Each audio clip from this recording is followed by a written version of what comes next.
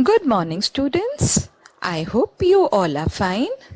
Today we are going to start a new lesson in English, the story of Sindbad the Sailor. This is our fifth lesson in English, the story of Sindbad the Sailor. Who was Sindbad? Sindbad was a famous sailor who lived in Baghdad. Baghdad is the capital city of the country Iraq. Sindbad was honest, generous, and brave.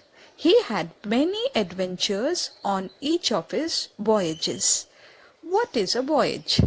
A voyage is a long journey which is done especially by ship. When people travel through ship on a long journey, it is known as a voyage. In olden days, people used to travel from one place to another by ship. So there are many stories of Sindbad, and each of his story is collected in a book. The name of the story book is The Book of 1001 Nights or The Arabian Nights. In this story book, there is a huge collection of stories of Sindbad and his fantastic voyages. Sindbad was honest, generous, and brave. He had many adventures on each of his voyages. He never lost heart and hope in dangerous situations. He overcame great dangers and returned home safely from each of his voyages. Here we have a story of his first voyage. Now Sindbad and a company of merchants set sail on a big ship. They were traveling to sell their trade. From time to time, they used to stop at various ports. Port is just like when we travel by train and the train halts at a place, it is known as a station. Where ships halt, it is known as a port. So they used to stop at various ports. There they sold their merchandise, the things that they were carrying to sell or to buy new things for business. Now what happened? One day when their ship was sailing smoothly across the sea, they saw a small island. An island is a place which is surrounded by water on all the sides. So they saw a small island at a distance.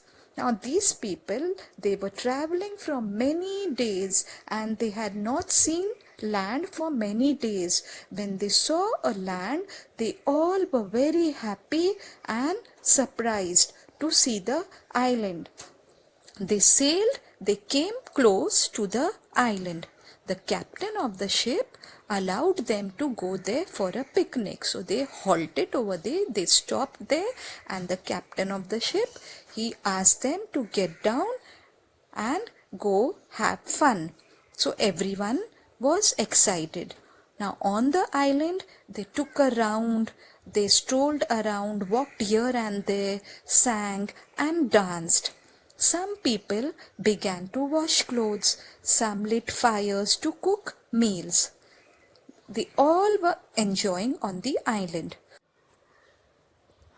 Soon, a very strong wind started blowing. A breeze sprang up. The fires began to burn strongly, and suddenly the land on which they had halted, they had stopped, it began to shake and move. They were all in a shock.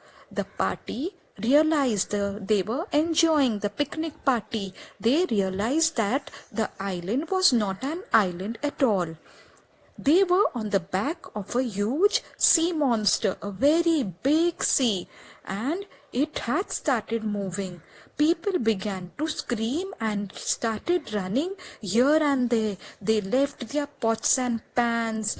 Those who were washing clothes, they left their clothes, both washed, unwashed, and started rushing back to the ship. The captain ordered all the people, all his men, to get inside the ship immediately so that they can move away from the monster. The sea monster dived deep into the sea. The big fish took a dive into the sea, plunged into the sea. Now many of the people managed to climb on the ship, but some of them sank, drowned into the sea with the so-called island. Actually, it was not an island, it was a very big fish. Sindbad alone did not drown in the sea. He was now at the mercy of the waves. The waves were also blowing very high. The waves were moving here and the waves started tossing Sindbad here and there. He clung to a piece of wood.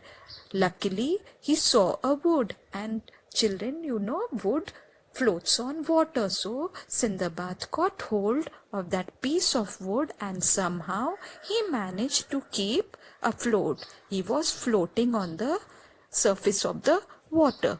He spent one complete night alone at sea. With the help of that piece of wood, he was floating on the surface of the water.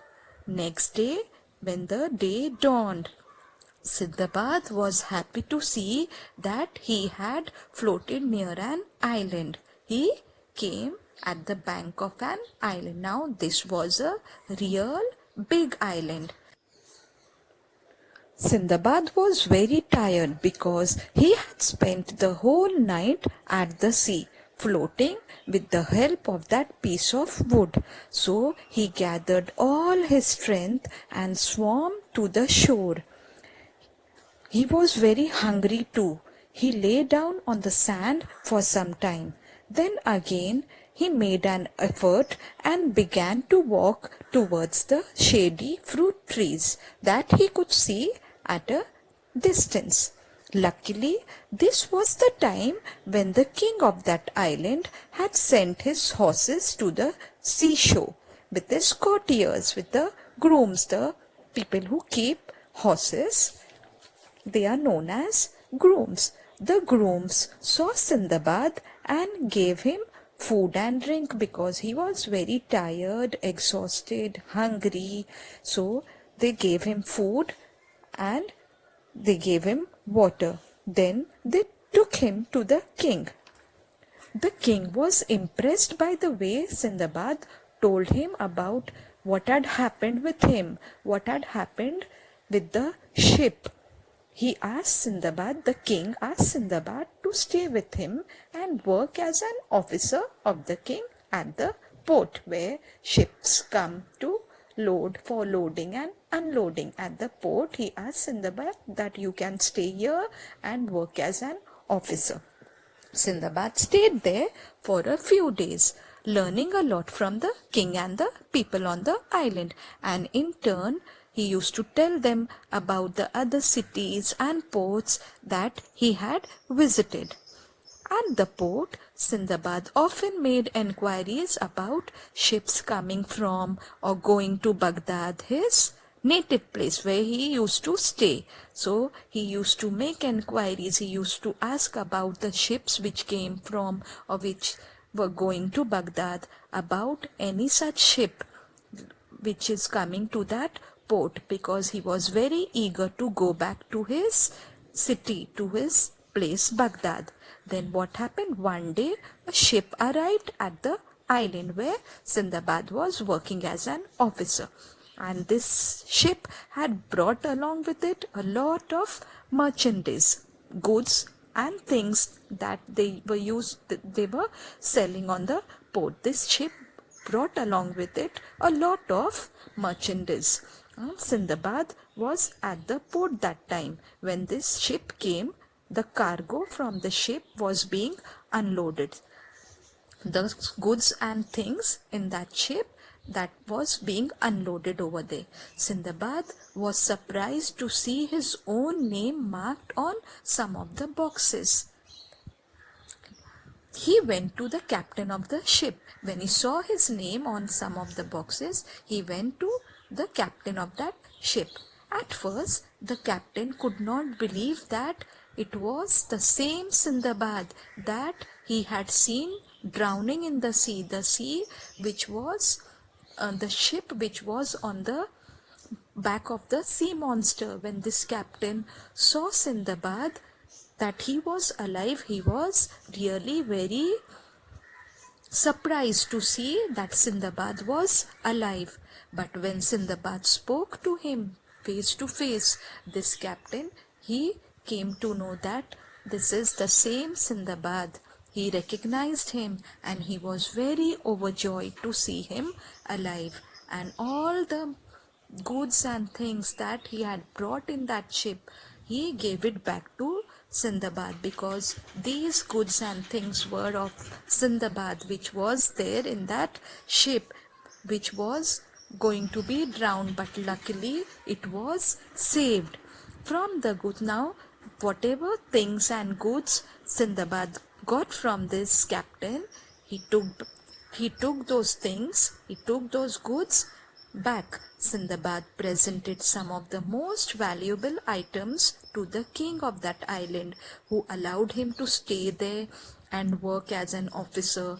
He presented those valuable items to the king and asked him to please accept this, as he kept him over there, allowed him to stay over there.